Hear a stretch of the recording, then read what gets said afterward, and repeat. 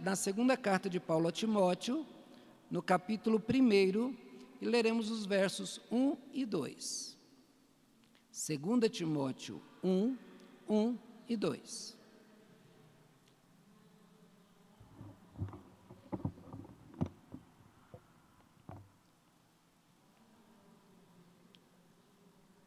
Segunda carta de Paulo a Timóteo, capítulo 1, versos 1 e 2, diz assim, vamos ler juntos?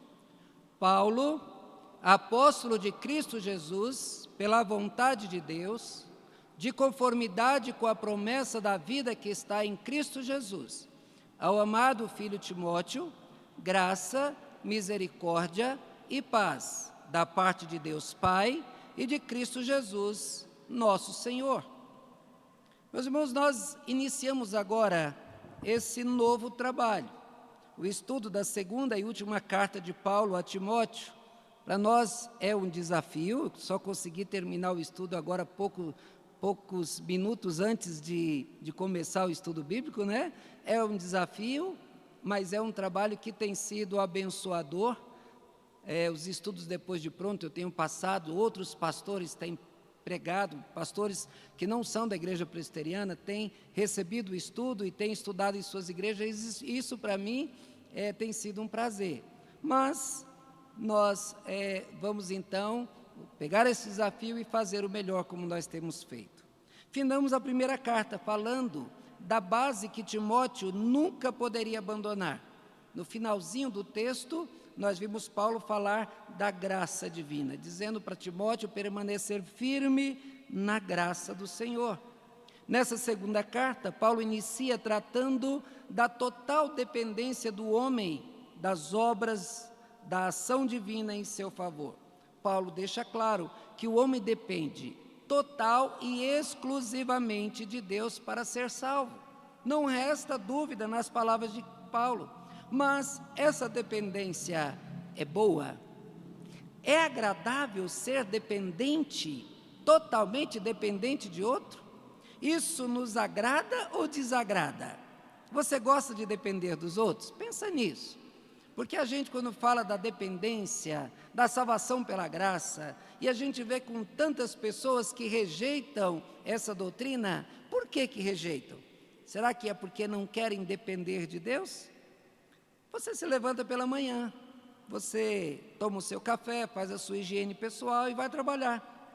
Depois de trabalhar o dia inteiro, um dia corrido, você chega em casa, descansa. No final do mês você recebe o salário, você vai lá, faz a compra do mês, você paga as suas contas, tudo isso dependendo só de você.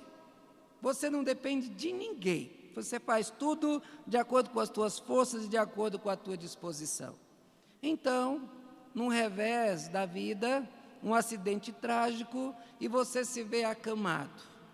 Você não pode satisfazer nem as tuas necessidades fisiológicas sozinho. Não pode se alimentar com as próprias mãos. Não se levanta, não anda, não sai, não vai.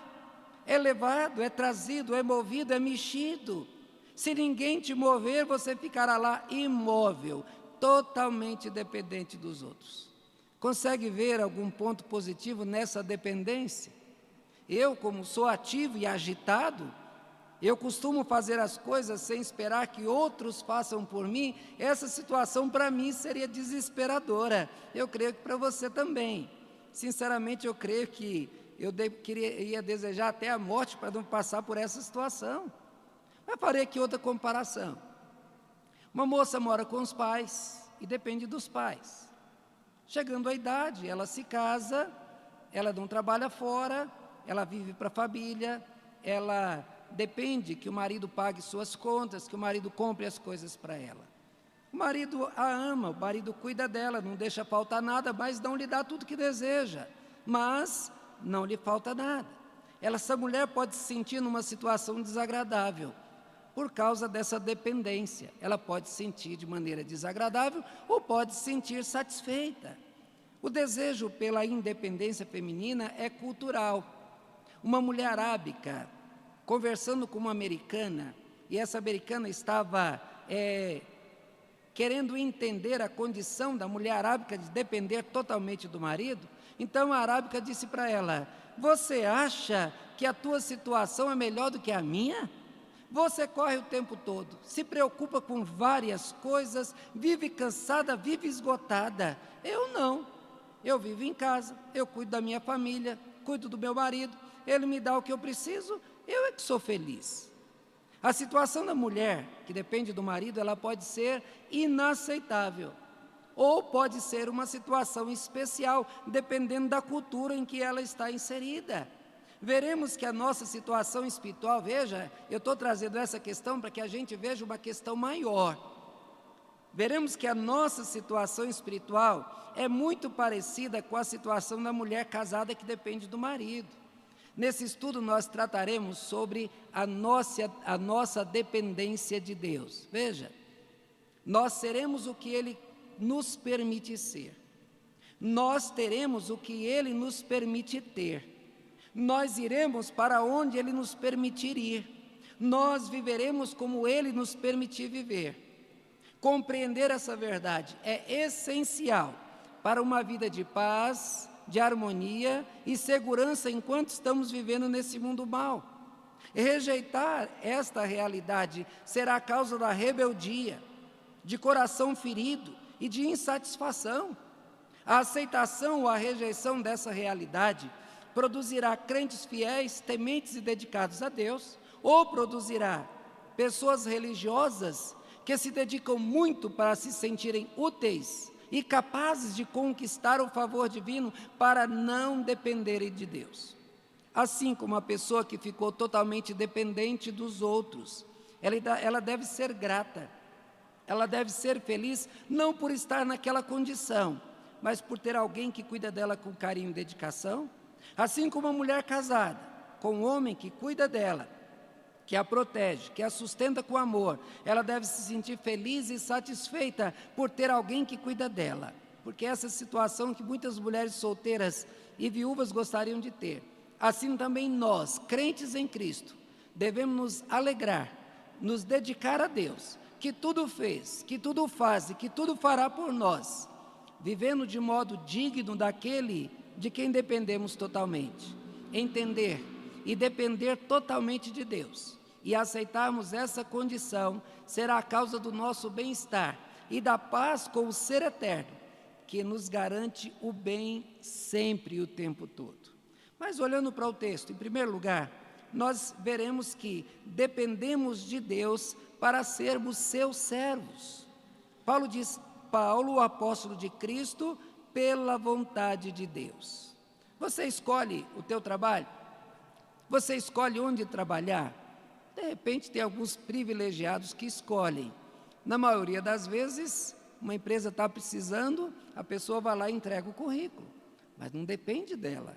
Depende daquelas pessoas que vão analisar o currículo, depende da pessoa que vai contratar, ou seja, para nós trabalharmos, nós dependemos daquele que se interessa pelo nosso trabalho. No caso aqui, nós vamos ver que é algo muito parecido. Nós dependemos de Deus para nos tornarmos servos dele. Nós vamos ver Jesus dizendo a respeito, não se serve a dois senhores, ou a Deus ou ao diabo.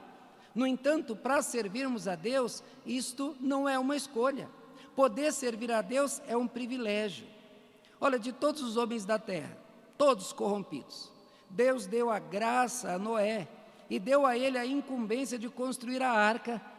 E nessa arca ele então salvaria a humanidade, sendo ele o agente divino para continuar a existência da humanidade. Foi Deus quem o escolheu, foi Deus que o colocou no seu serviço. Entre os 12 filhos de Jacó, Deus fez com que um fosse vendido como escravo, que fosse tentado, que fosse preso injustamente, que ficasse anos preso. Deus deu então uma revelação de sonhos, isso o levou até Faraó e ele acabou se tornando o chefe supremo do Egito. José foi o escolhido de Deus para servi-lo, para trazer o povo de Israel para o Egito e assim salvá-los da fome.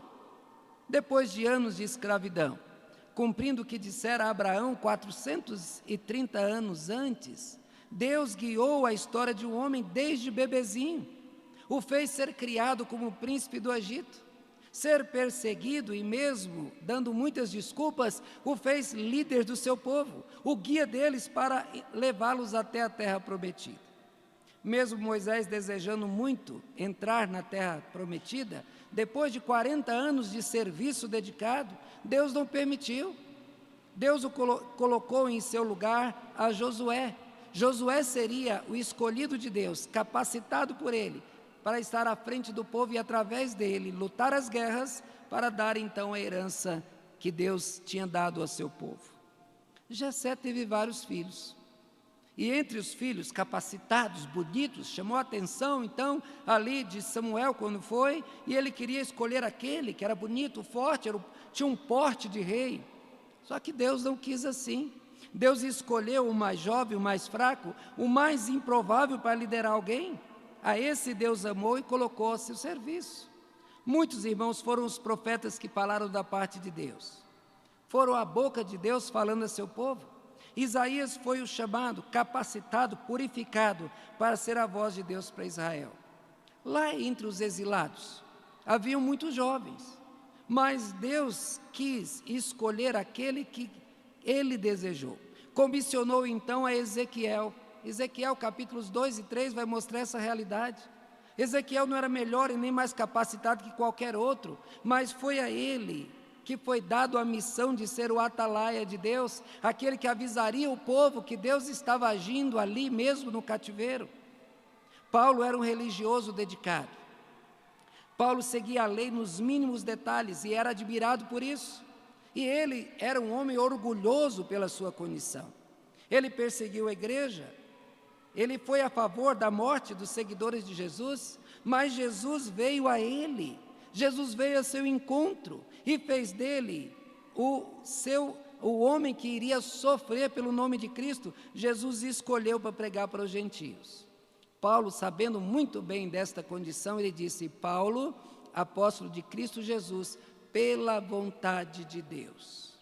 Paulo tinha total certeza de que não havia nele possibilidade para se tornar um discípulo de Jesus, e muito menos um dos seus pregadores.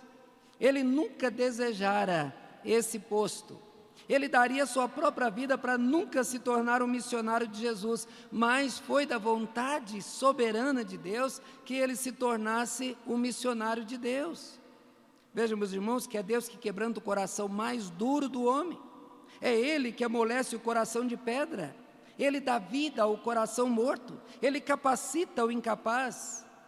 Ele, somente Ele é quem decide sobre quem o servirá. Assim aconteceu com todos os que o serviram. Uma vez chamados ao serviço, devemos dizer como Isaías: eis-me aqui.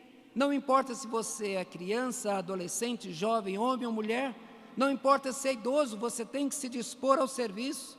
Nós vimos Deus chamando pessoas jovens, pessoas vividas, idosos para trabalhar. Servi-lo é um privilégio, e esse privilégio não é dado a todos. Ser um dos servos de Deus é motivo de grande prazer e alegria. Devemos servi-lo com alegria, com dedicação, pois se o servimos, é porque Ele nos escolheu para esse serviço. Somos então privilegiados. O salmista do Salmo 100, ele diz: celebrai com júbilo ao Senhor todas as terras. Servi ao Senhor com alegria. Apresentai-vos diante dEle com cântico. Sabei que o Senhor é Deus, foi Ele quem nos fez e dele somos. Somos o seu povo, o rebanho do seu pastoreio. Entrai por suas portas com ações de graças, e nos seus atos com hinos de louvor, rendei-lhe graças e bendizei o nome. Porque o Senhor é bom, a sua misericórdia dura para sempre, de geração em geração a sua fidelidade. Servi ao Senhor com alegria. Deus escolhe quem o serve. Deus escolhe os seus servos. Então faça como o salmista ensina: sirva a Deus com alegria, sirva a Deus com prazer, pois se você é um dos seus servos, é porque você foi um dos seus escolhidos. Não reclame pelo serviço, não reclame o que você tem que fazer, sirva-o. Sirva com todas as tuas forças, dedica-se a Ele, tenha certeza de que Ele, que te ama, Ele te recompensará. Mas nunca esqueça, só serve a Deus os que foram escolhidos pelo próprio Deus. Mas tem uma segunda verdade nesse texto que vamos observar. Nós vamos ver aqui que o parâmetro da escolha do Pai está no Filho.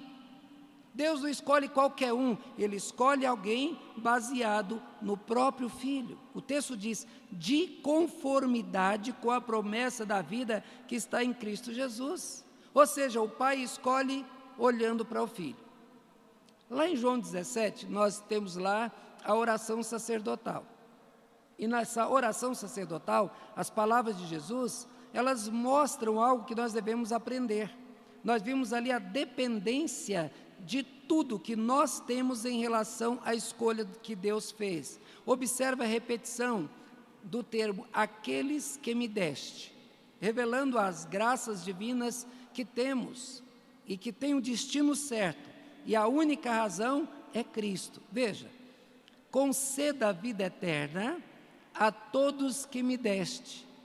Eles reconhecem todas as coisas que me têm dado, que tens dado, provém de ti, porque eu lhes tenho transmitido as palavras que me deste. E por eles que eu rogo, não rogo pelo mundo, mas por aqueles que me deste, porque são teus. É a favor deles que me santifico, a mim mesmo, para que eles também sejam santificados na verdade.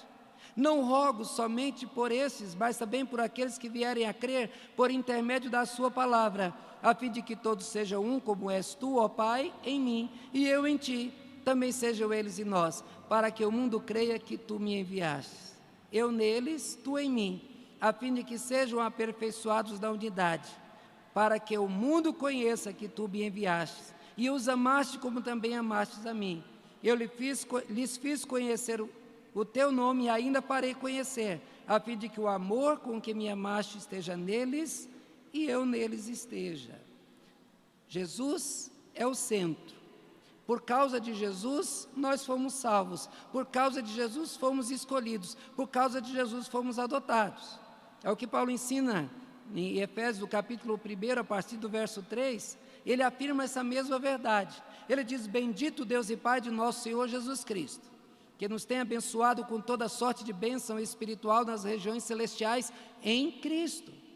Nos escolheu nele, nos predestinou para ele, para adoção por meio dele, segundo o beneplácito da sua vontade, para louvor da sua glória. E ele nos concedeu gratuitamente no amado. Nele nós temos a remissão dos pecados. Veja que está aqui claro.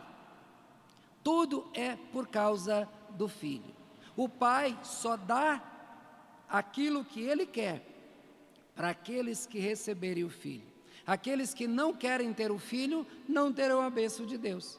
E não adianta uma pessoa querer bênção, principalmente, a bênção da salvação não terá, mesmo porque ele não terá nenhum desejo da salvação, porque ele verá Deus sempre como um carrasco, como alguém duro. Então, aquele que tem o Filho, tem a salvação. Esta é a vontade do Pai. Terá o que é meu, se receber o meu Filho. Paulo disse no texto de conformidade com a promessa da vida que está em Cristo Jesus. A vida eterna nos céus, que nos foi prometida, está em Cristo. Ele é a razão da nossa esperança de vida eterna, de glórias, paz e esperança. Sem Ele não nos restaria nada, a não ser o inferno, a não ser dores e sofrimentos eternos. Fora dele não há nenhuma bondade, não há nenhuma esperança de nada de bom, de nada agradável, pelo contrário, apenas, como diz Hebreus 10, 27, apenas uma expectação terrível de juízo e um ardor de fogo que há de devorar os adversários. O parâmetro para a ação do Pai está exclusivamente na obra do Filho. Fora do Filho não teríamos bem algum da sua parte, pelo contrário, teríamos a revelação da sua ira. O Pai não destruiu a criação quando o homem pecou. E essa decisão foi por causa do sacrifício do Filho. Nós podemos nascer, nós podemos viver, nós somos salvos porque ainda na eternidade, antes que houvesse mundo, o Filho decidiu dar a sua vida por nós. Os nossos nomes foram escritos, registrados no livro da vida, como diz Apocalipse 13, 8, Efésios 1, 4, 1 Pedro 1, 20, Lucas 10, 20, Apocalipse 17, 8, Apocalipse 21, 27. O nosso nome foi registrado no livro da vida. Esse deve ser o maior motivo de nossa alegria, pois o registro ali, além de nos capacitar a receber o amor do Pai, nos garante vida eterna. Não seremos enganados pela besta, seremos vitoriosos, seremos vestidos de branco. Todos esses benefícios nós só o teremos em Cristo, porque tudo isso é dado para aqueles que têm Cristo. Aqueles por quem Cristo morreu serão salvos. Aqueles que foram lavados pelo sangue de Cristo foram purificados. Aqueles que receberam a intercessão do Filho não sofrerão o juízo que espera a todos os ímpios. Ter o Filho é ter o amor do Pai, estar livre da sua ira e ainda se tornar herdeiro de todos os bens celestes que o Pai possui. O Pai só dará ao homem aquilo que daria ao seu único filho. Esse é seu parâmetro. Meus irmãos, nós temos que levar esse nome às pessoas. Mesmo crentes precisam aprender essa verdade. Tem muitos crentes sendo enganados com gritos, com barulhos, com movimentos que mexem, porque eles querem chegar a Deus por conta própria. Temos o dever de apresentar Cristo para eles, principalmente para aqueles também que estão lá fora. Mas o texto apresenta outra verdade: todo bem recebido de Deus o será por sua bondade. Qualquer coisa que você receber de Deus é porque Ele é bondoso, não é porque Ele deve para você. Tem um dos versículos, se não me engano é o Salmo 50, que diz: o que eu vou dar para Deus? Tudo é dele, as alimárias do campo é dele, a terra é dele, o que eu poderia dar para Deus? Paulo aqui diz: ao amado filho Timóteo, graça, misericórdia e paz da parte de Deus Pai e de Cristo Jesus nosso Senhor. Quem nunca esperou receber algo de bom por ter feito a coisa certa? A gente faz a coisa certa, quer pelo menos um tapinha nas costas, não é, Zilda? A gente quer. A gente, quando faz alguma coisa para o outro, a gente quer um obrigado, não é? Quando eu faço alguma coisa para o Levi sai e não fala nada, diz, nem agradeceu. A gente quer alguma coisa. É comum que a nossa obediência seja acompanhada de graças e de presentes e de obrigados. Assim é o nosso relacionamento com pessoas. Essa é uma espécie de troca, é um negócio, eu faço, eu recebo. Os outros fazem, eu dou. Só que esse negócio não pode ser feito com Deus. Deus, Ele não paga por nossa fidelidade, mesmo porque o seu padrão é a perfeição. E nenhum de nós conseguiria fazer algo perfeito aos olhos de Deus. Sendo imperfeitos, sempre esperamos o castigo. Sendo imperfeitos, nós esperamos punições e sofrimentos, pois nós somos falhos. Mas Deus criou um modo de resolver essa situação. Ele querendo a nossa presença, nos desejando junto dEle, querendo nos salvar, Ele prometeu o nascimento do Messias. Profetas prepararam o mundo para recebê-lo. Detalhes da sua vinda foram registrados e foram cumpridos. Nasceu o Messias. Ele foi obediente em todos os sentidos. Nenhuma falha foi encontrada nele. Ele foi o homem perfeito, o único sacrifício que seria aceito pelo Pai, o único que glorificaria o Pai, como registrado em Isaías 49, versículo 3. Jesus é o Cordeiro de Deus que tira o pecado dos homens, como João Batista afirmou lá em João 1, 29. De maneira didática, Israel foi ensinado a levar sacrifícios de animais para serem perdoados. Animais morriam em troca da vida dos pecadores que os ofereciam. Jesus se tornou o Cordeiro sem defeito, puro e santo, que se ofereceu para a nossa salvação. Por sua causa, nós podemos ter a certeza do bem-vindo da parte de Deus. Podemos esperar graças inimagináveis.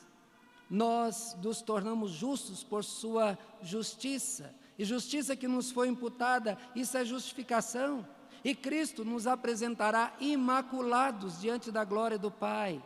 Quando Adelso chegar lá, e Deus olhar para ele, o Adelso, Senhor, não olha para mim que eu sou imperfeito. Deus vai olhar, não, você é perfeito, porque Deus vai olhar para você, Adelso, através de Jesus. Judas, versículo 24, diz que Jesus nos apresentará imaculados diante do Pai. Crendo nessa realidade, é que Paulo afirma: ao meu amado filho Timóteo, graça, misericórdia da parte de Deus, Pai, e de Cristo Jesus, nosso Senhor. 3 itens são citados. Os 3 retratam a bondade divina que nos propicia o bem merecido de nossa parte. Bens inegociáveis por obras ou obediência humana, são eles graça, misericórdia e paz. Veja, quando nós falamos de graça, uma tradução que nós aprendemos a receber é que graça é favor imerecido. É algo que não pode ser pago, que não pode ser ressarcido. O penitente recebe e nunca poderá pagar por aquilo que recebeu. Eu acabei, só um minutinho, deixa eu chegar aqui.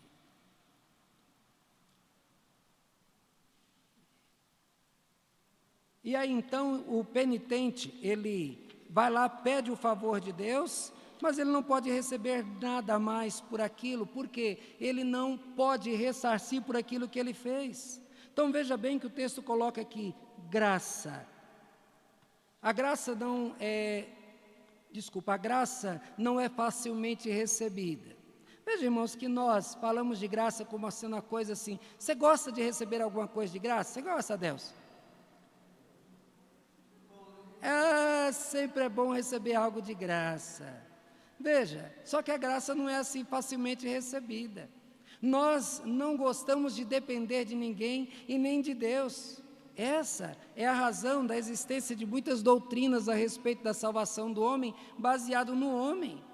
Porque receber um presente é algo, é bom, é agradável, mas depender de alguém, aí é terrível. Pensou, a pessoa diz, olha, eu vou todo dia na sua casa, dona Zilda, eu vou limpar a tua casa, eu vou fazer a tua comida, eu vou preparar a sua roupa. Diz, beleza, primeiro dia a senhora gosta. Daqui a pouco a senhora vai ficar incomodada, mas essa pessoa está vindo todo dia, eu não estou pagando nada para ela, deixa eu te pagar alguma coisa, deixa eu te dar um presente, logo a gente vai querer devolver alguma coisa para essa pessoa. Olha, meus irmãos, as pessoas que não querem a salvação pela graça, eles ensinam que o homem pode obter a iluminação da sua alma através de boas obras. A sua obediência a preceitos religiosos lhe garantiriam a bênção da parte de Deus. Repetição de orações e longos jejuns lhes dariam méritos e garantiriam o favor divino. Essas doutrinas contra a realidade mais básica da doutrina bíblica. A salvação é de graça. O homem não paga por ela, o homem só recebe. Por isso que a salvação é um presente de Deus, é um dom de Deus. Se é presente, então não paga. A senhora paga por presente que a senhora recebe? Já viu alguém pagar por presente? Se eu pago, não é presente. E a salvação é dom de Deus. Não tem como o homem fazer esforço algum, sacrifício algum, ou preço que ele possa pagar. O preço já foi pago. O maior dos valores foi pago, foi a vida de Jesus. Então, agora o que você tem que fazer é receber de graça.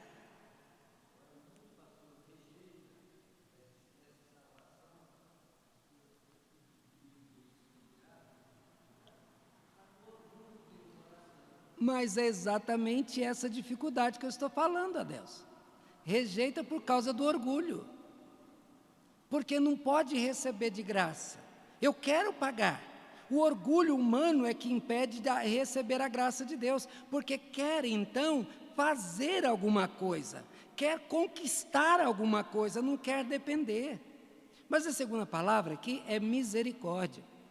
Misericórdia é o movimento divino em nossa direção, não levando em conta os nossos atos, as nossas atitudes, os nossos pensamentos vãos, a nossa alma contaminada pelo pecado. É Deus nos tratando como se nunca tivéssemos pecado.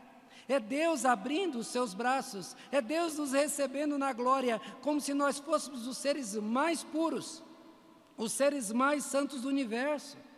Por sua misericórdia, nós não recebemos o mal que merecíamos receber, pois Jesus já recebeu esse mal quando deu a sua vida por nós da cruz.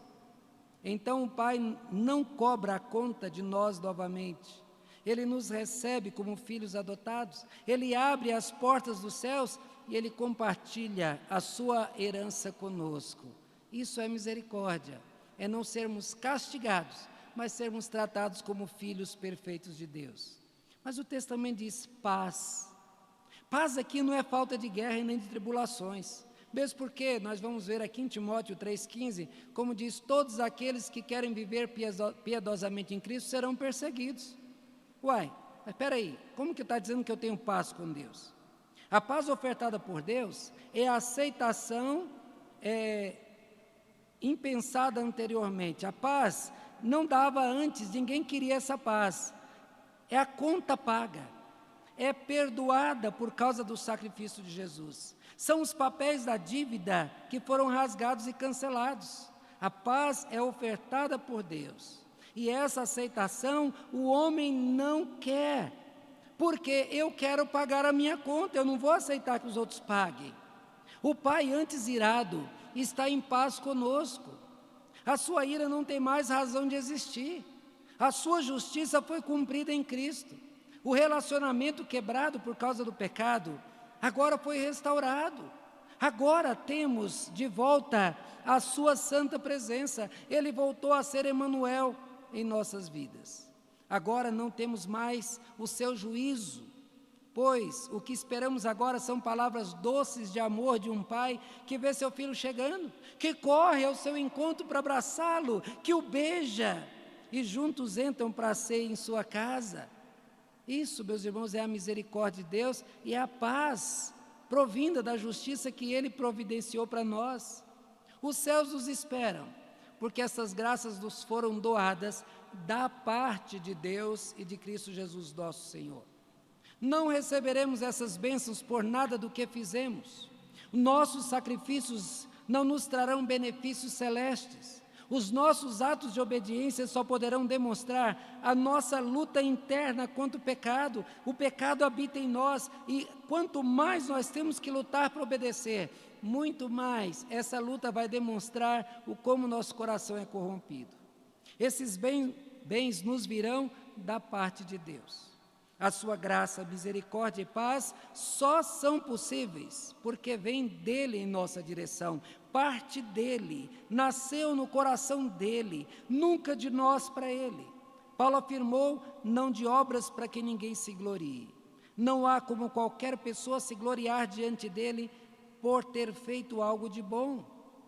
O estudo bíblico sério deixa claro que todo o bem recebido de Deus o será por pura bondade divina. Deus, ele não se move pelo agir do homem.